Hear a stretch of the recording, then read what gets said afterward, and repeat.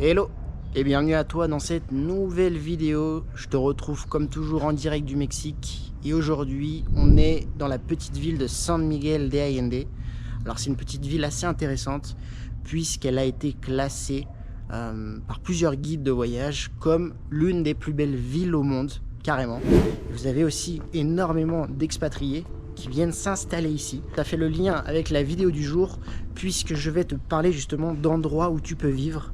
Et spécialement si tu es nomade digital ou si tu souhaites devenir nomade digital. Tu le sais peut-être, mais le Mexique commence à devenir vraiment une destination de choix pour les personnes qui travaillent en ligne. Un nomade digital, ça peut être évidemment un indépendant, un freelance on va dire, qui peut travailler d'à peu près n'importe où. Puis ça peut aussi inclure des personnes qui tout simplement ont la liberté, ou en tout cas leur entreprise leur laisse la liberté de travailler d'à peu près n'importe où.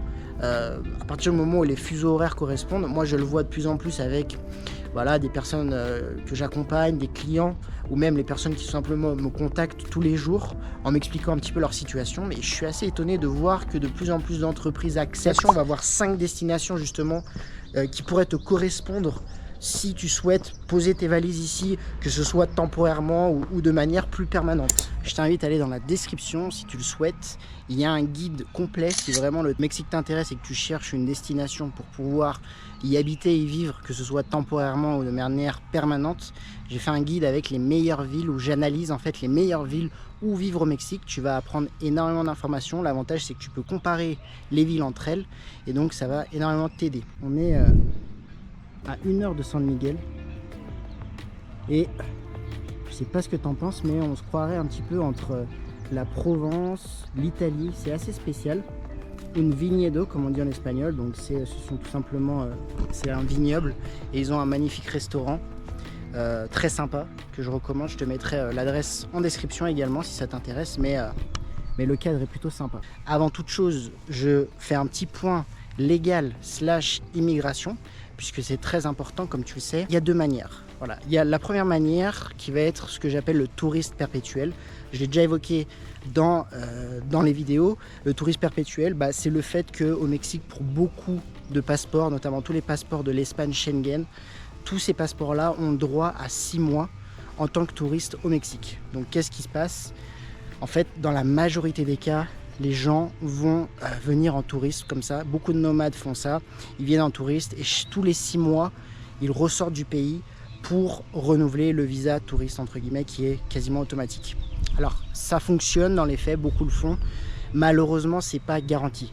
C'est-à-dire que c'est pas quelque chose qui va être forcément approuvé à chaque fois, puisque la loi en fait ne garantit pas ces 6 mois-là. C'est à la discrétion de l'agent de l'immigration. Et donc à chaque fois que tu vas passer l'aéroport, tu auras toujours le doute qu'ils te mettent bien 6 mois. L'autre solution, ça va être évidemment le visa. Le visa de résidence temporaire dans un premier temps.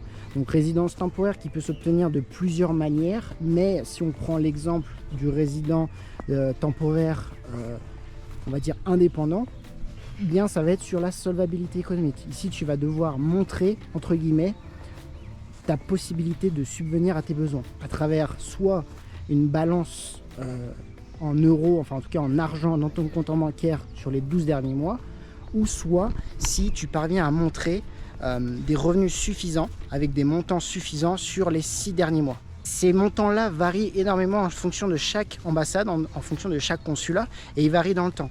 Voilà, moi depuis que je suis arrivé au Mexique, j'ai vu ces montants-là énormément augmenter, d'accord?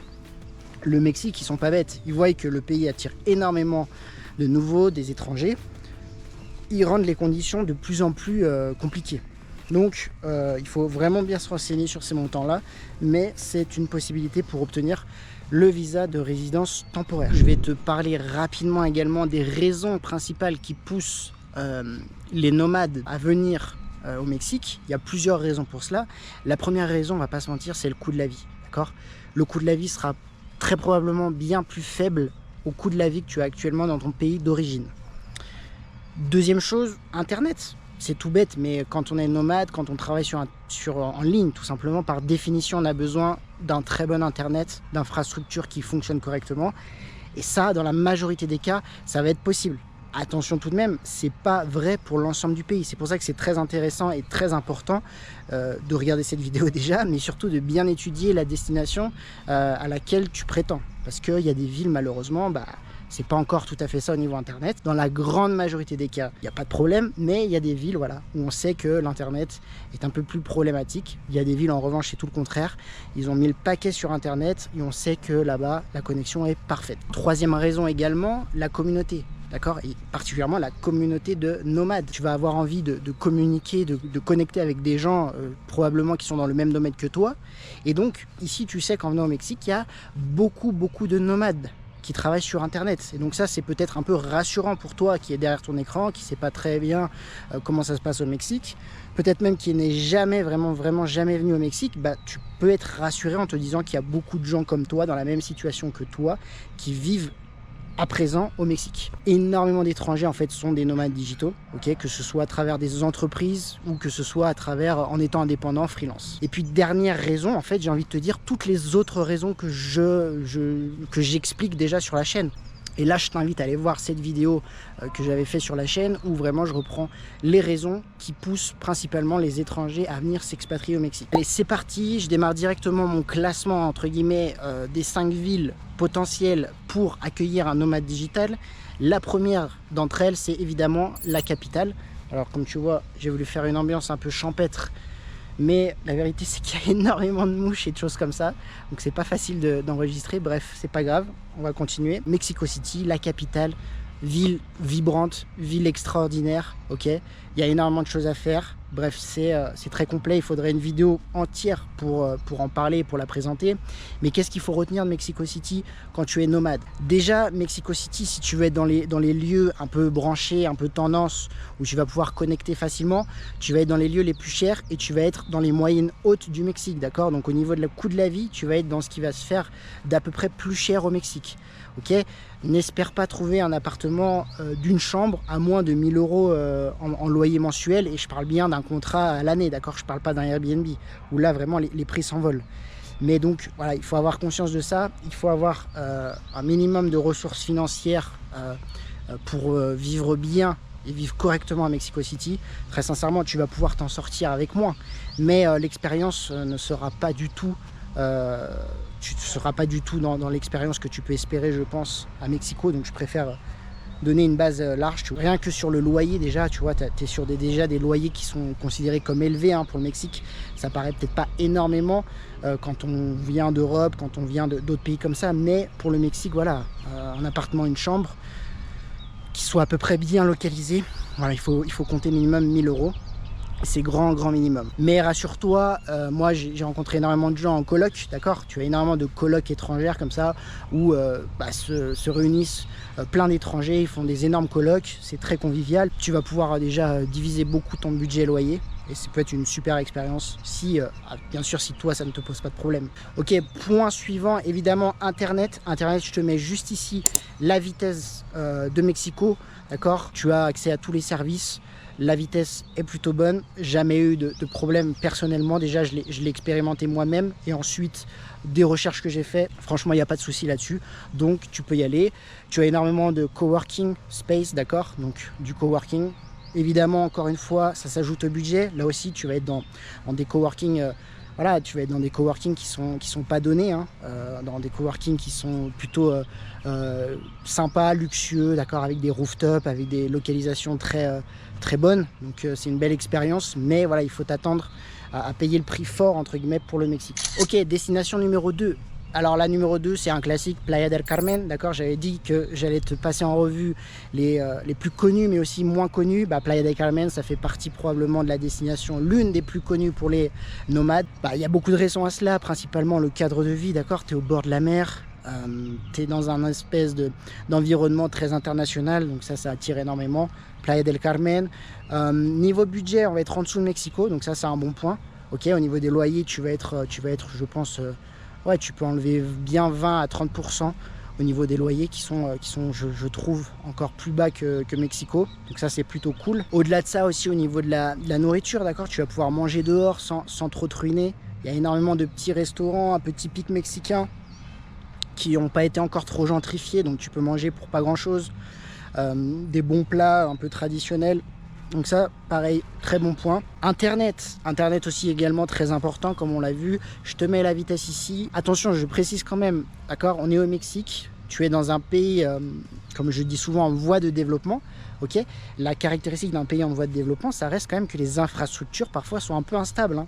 Donc il ne faut pas t'étonner, je ne sais pas si tu n'as jamais vraiment voyagé avant cela, il ne faut pas t'étonner que voilà, tu as parfois des coupures de courant, Internet peut sauter, mais des choses comme ça qui sont vraies dans beaucoup de pays du monde, d'accord? Des pays en voie de développement, comme on dit, où voilà, la maintenance des infrastructures, les réparations prennent plus de temps. Donc ça, il faut bien en avoir conscience. Okay, dernier point que je voulais aborder, puisque si tu es nomade, a priori, tu as une espèce de volonté de liberté géographique et donc tu peux potentiellement être intéressé de savoir au niveau de l'aéroport. Okay, Playa del Carmen, il y a l'aéroport qui va t'intéresser, c'est l'aéroport de Cancun. Donc il n'y a pas d'aéroport proprement dit à Playa, mais tu as l'aéroport de Cancun qui est à environ 1 heure et qui lui est vraiment le deuxième aéroport du Mexique. Ok, tu as plus de 30 millions de passagers annuels et là tu es connecté au monde entier. En moins d'1 heure, tu peux te rendre à l'aéroport de Cancun sans trop de trafic en général. Donc ça, c'est plutôt un bon point. Tulum également.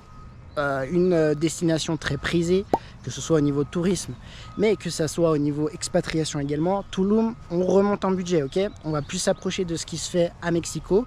Donc les loyers, pareil, on va être à peu près dans l'ordre de grandeur de Mexico. Donc voilà, un coût de la vie un peu plus élevé qu'à Playa, même bien plus élevé, je dirais. Pour en avoir encore parlé récemment avec des personnes qui vivent là-bas, ils m'ont dit que ça avait quand même beaucoup augmenté ces dernières années. Et donc Tulum, pareil, style de vie un peu différent. On est dans un environnement assez bohème. Il y a aussi une énorme scène électro à Tulum, ok? Donc si tu aimes bien faire la fête, si c'est quelque chose qui fait partie de ton style de vie, ça peut être vraiment intéressant pour toi. Quand il y a des soirées tout le temps, le week-end, des DJ, voilà. Je suis pas trop là-dedans, mais je sais que la scène électro est vraiment très fournie. Donc si tu aimes faire la fête, Tulum peut-être peut te correspondre. Tulum vient de construire son aéroport. Pour l'instant, les lignes qui sont ouvertes sont pas énormes, mais on sait qu'à l'avenir, voilà, il va y avoir énormément de destinations ouvertes. Donc ça peut être vraiment un bon truc stratégique de te positionner aujourd'hui sur Tulum, parce que on sait qu'à l'avenir, Tulum va devenir vraiment quelque chose de très important et surtout va être connecté directement, ce qui va permettre aussi de désengorger Cancun. Ok, Internet, je te le mets juste ici. Et sinon, sur l'internet, rien à signaler. Ok, le suivant, Puerto Escondido, dans l'état de Oaxaca. Donc celui-ci un peu moins connu. Je tiens à le signaler, ok, parce que c'est quelque chose qui commence à devenir un peu plus populaire. Destination de surf, ok. Donc si le sport t'intéresse, si tu es un passionné de surf, il y a énormément de personnes passionnées par ce sport qui vont là-bas pour cette raison. Ok, il y a beaucoup de pratiquants de surf. Coût de la vie, je pense, imbattable par rapport aux destinations que j'ai mentionnées avant. On est dans une destination encore très mexicaine, j'ai envie de dire. Il n'y a pas beaucoup d'étrangers encore qui vont là-bas, ou en tout cas beaucoup moins que les destinations que j'ai mentionnées avant, ce qui fait qu'on n'a pas encore ce phénomène de gentrification.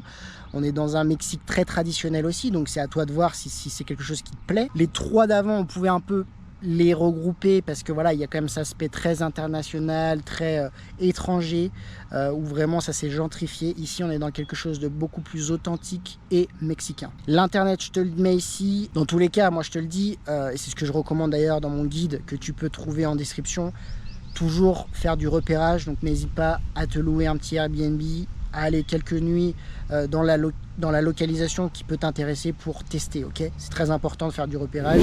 Le dernier que je vais te mentionner, c'est tout simplement Guadalajara, ok? Donc un peu moins connu peut-être, mais Guadalajara, ça reste une destination de choix pour un nomade digital. Pourquoi? Déjà parce que historiquement c'est vraiment l'une des places principales pour la tech, ok? Ça fait des années que cette ville a attiré énormément toutes les grosses entreprises de la tech. Il y a des centaines de milliers d'ingénieurs qui sont chaque année recrutés par ces grosses boîtes, et donc il y a cet environnement, j'ai envie de dire cette petite bulle autour du web. Quand on désigne Guadalajara, c'est vraiment la Silicon Valley de Mexico, ok? Donc ça devient la place principale. Donc tu te doutes bien, si ces entreprises viennent c'est que évidemment il y a les infrastructures nécessaires, donc je te mets la vitesse internet comme toujours juste ici, mais globalement tu n'as pas de souci à te faire là-dessus. Autre point important, c'est une énorme ville, ok, Guadalajara, gros aéroport et surtout communauté étrangère très importante, communauté notamment francophone très importante, d'accord. Donc là-dessus pas de souci à te faire si pour toi la communauté d'étrangers, d'expats est importante. Pour finir, j'aborde rapidement le coût de la vie. On est vraiment en dessous de Mexico City, d'accord? D'ailleurs, beaucoup de personnes font le choix de partir de Mexico pour aller à Guadalajara en recherche d'un coût de la vie encore plus faible, ok? Parce que Guadalajara arrive à maintenir des coûts de la vie toujours un peu plus abordables. Voilà, Guadalajara, ça fait partie de l'état de Jalisco. L'état de Jalisco, c'est une région formidable du Mexique. Je t'invite vraiment à te renseigner. Mais il y a un patrimoine culturel, gastronomique très important. De là-bas est né par exemple les mariachis qui sont vraiment, je dirais, l'emblème national du Mexique. Il y a l'aspect vraiment technique, on va dire, du pur nomade. Et puis il y a aussi l'aspect lifestyle qui est très important, ok, pour s'y sentir bien. C'est tout pour moi dans cette vidéo. Voilà, j'ai essayé de faire rapide, synthétique et le plus informatif possible. N'hésite pas, si tu as des questions auxquelles je n'ai pas répondu dans cette vidéo, tu peux les laisser en commentaire et je me ferai un plaisir d'y répondre. Je t'invite toujours à aller dans la description si vraiment tu veux aller plus loin et que tu veux vraiment commencer à travailler sur ton expatriation, en tout cas sur ta volonté de venir vivre au Mexique, que ce soit de manière temporaire ou permanente.